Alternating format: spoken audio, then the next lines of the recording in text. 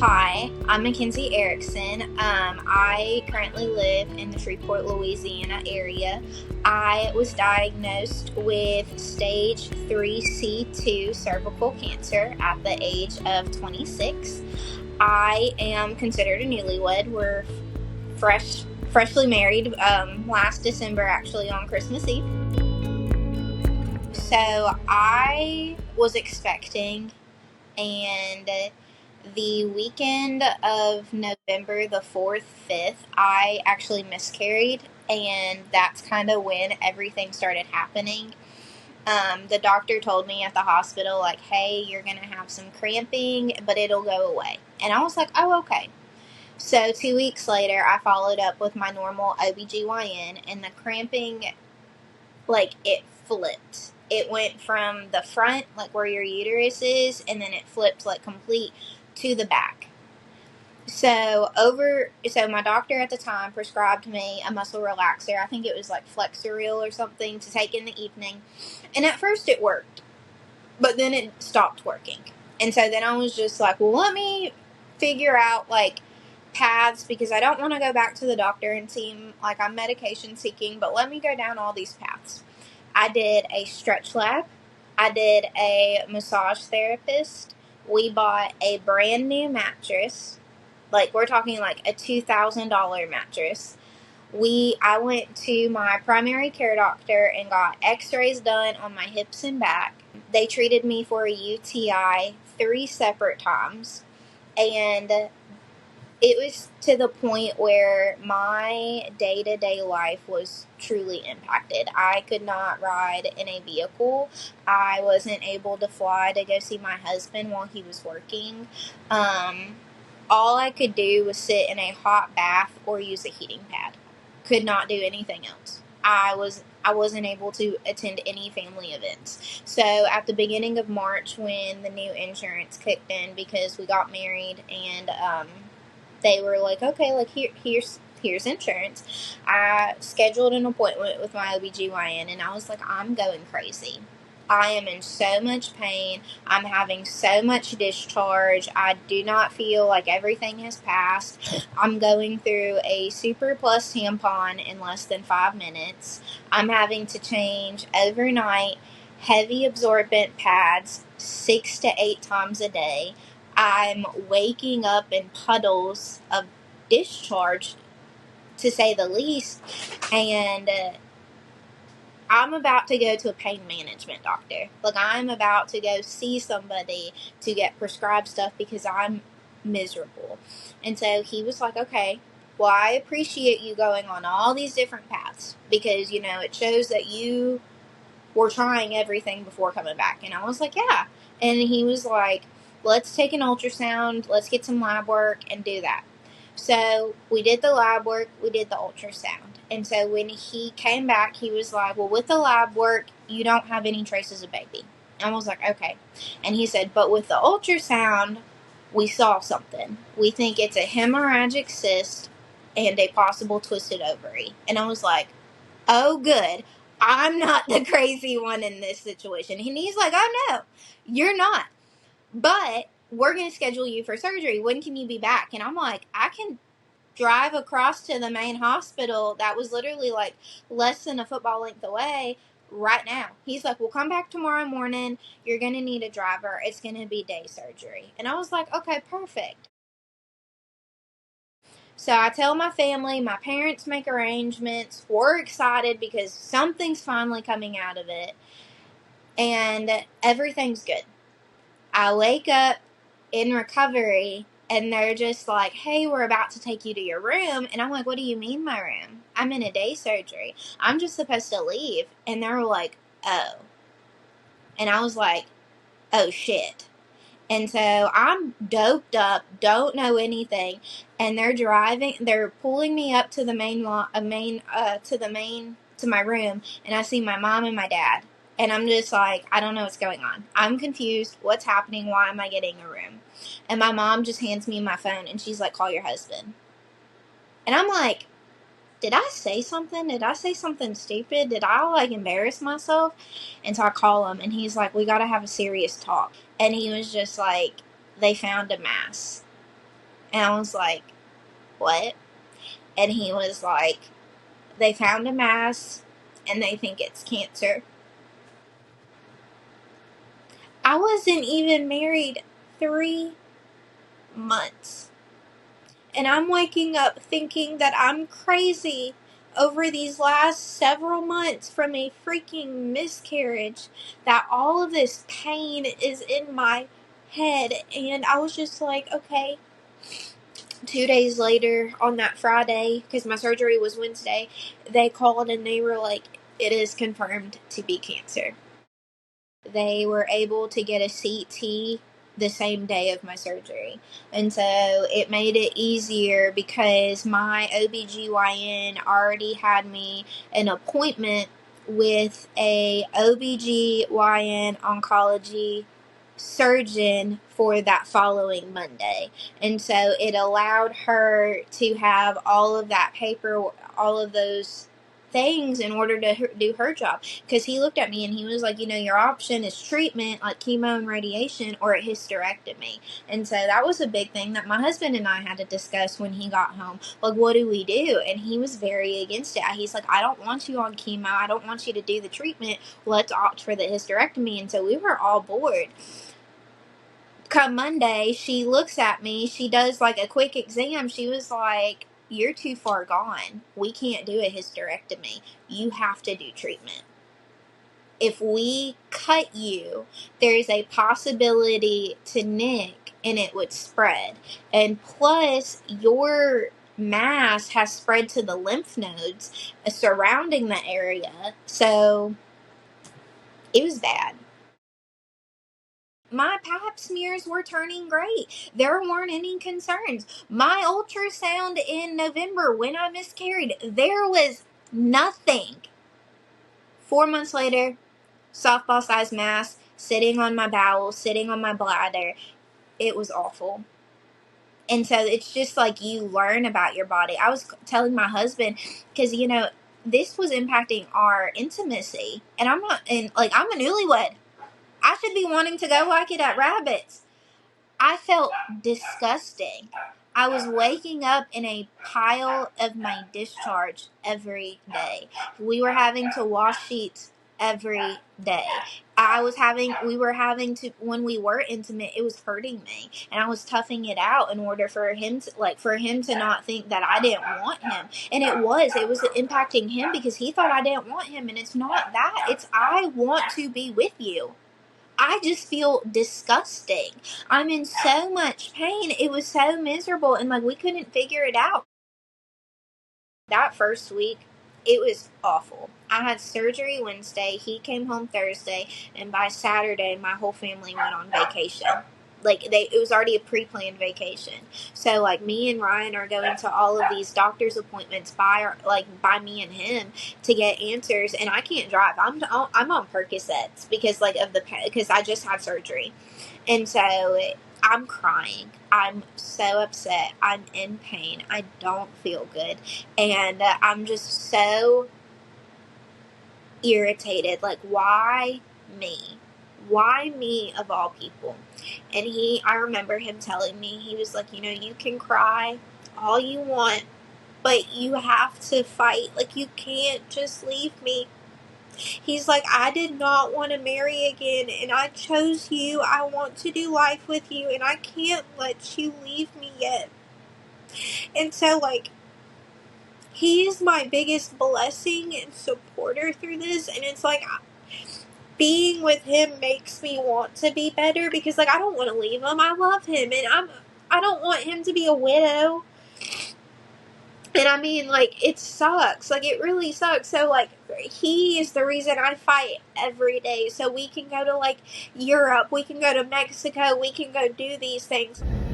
So I find it so hilarious that this sweet man that married my crazy ass. We're doing this? Yes. Okay. And he was like, we can go on all the trips you want. We can do anything. You just have to keep fighting. But you can't fight if you continue to sit in this depression. You need to, do something. So he's made me, retrain my brain in this. And like, yeah, I get sad sometimes, but I don't get sad for days on end. I'm not sitting in bed thinking about what ifs anymore.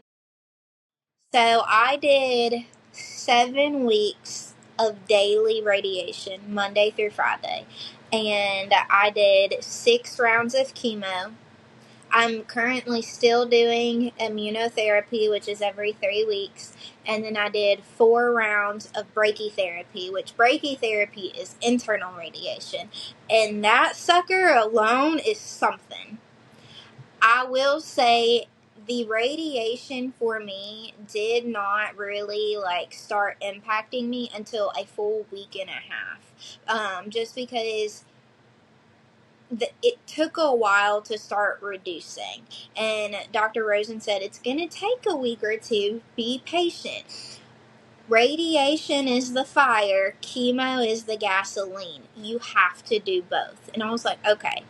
The first full week was god awful.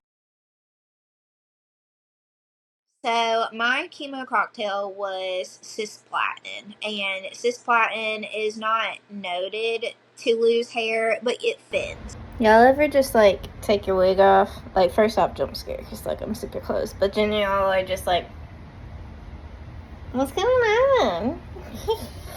Like, and this is a brush tail. Like, what's she doing here?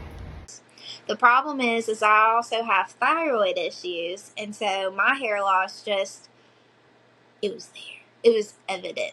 And so I remember I was having to take showers with my parents over here because I would get so winded, and I thought I was going to pass out in showers. And so my parents would be sitting in my living room, and one day my mom's mopping my house because I couldn't do that either.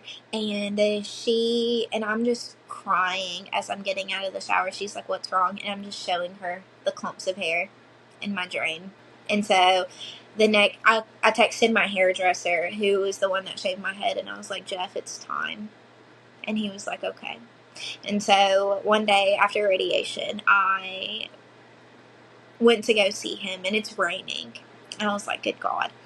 And so he was like, what's your happy song? And I was like, you're going to laugh at me. I was like, right now it's I Don't Want to Be in Love by Good Charlotte. And so he shaved my head, and he was like, at least you have a perfect head for this. And I was like, thanks.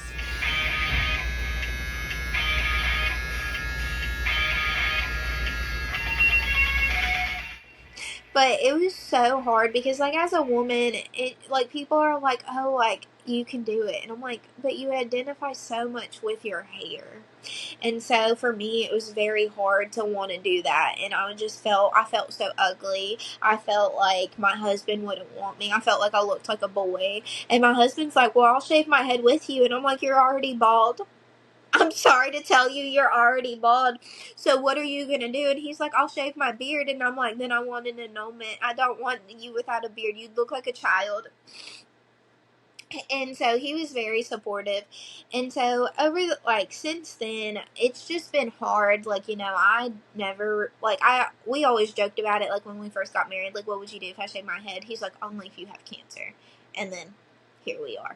And so it was just extremely difficult to process that.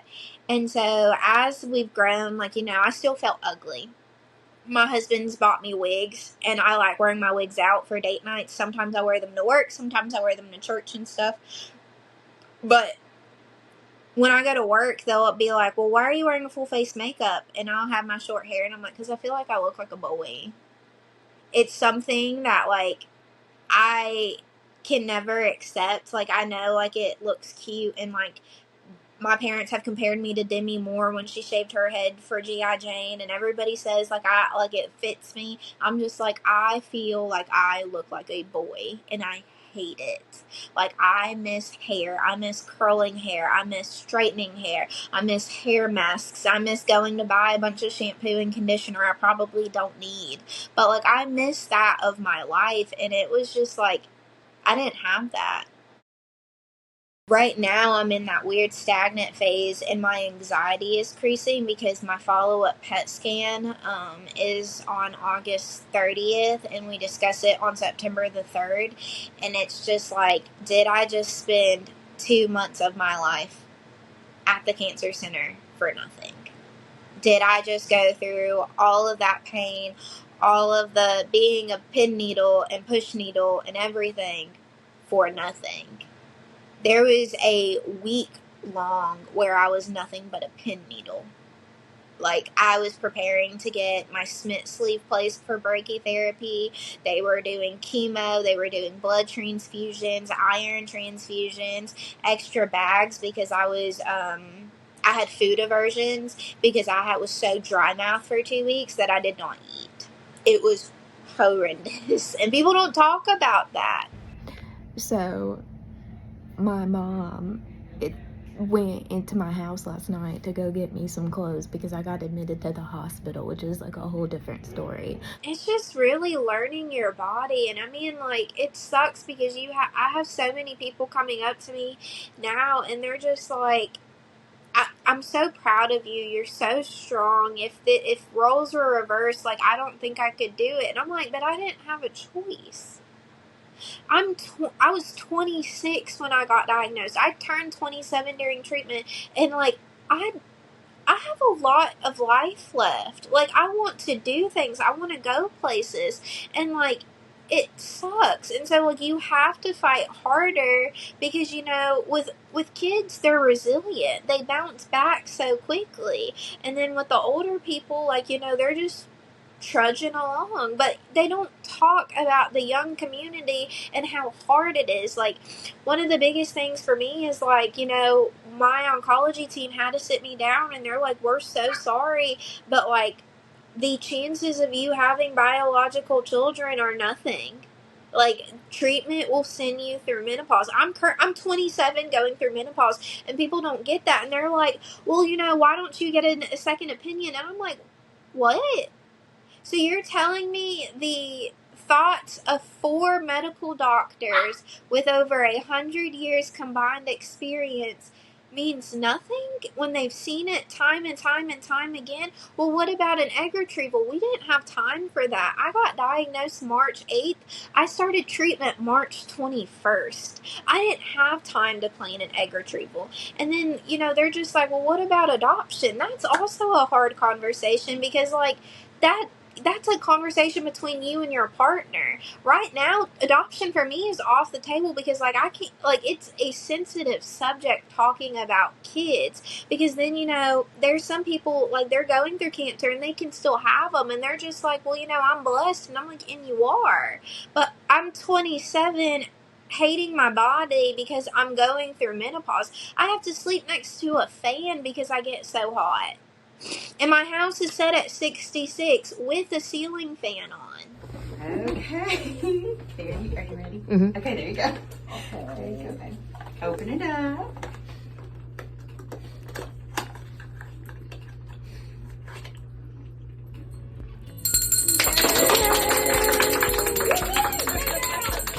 To advocate for yourself, that it's not made up, it's not in your head. Like, sitting there and going and doing the steps, like, going from, like, as I said, I was doing everything. I was seeing everybody. I tried everything in order to get better. And I eventually just had to throw my hands in, and it's like, I can't do this anymore. Like, I was miserable, and I shouldn't be.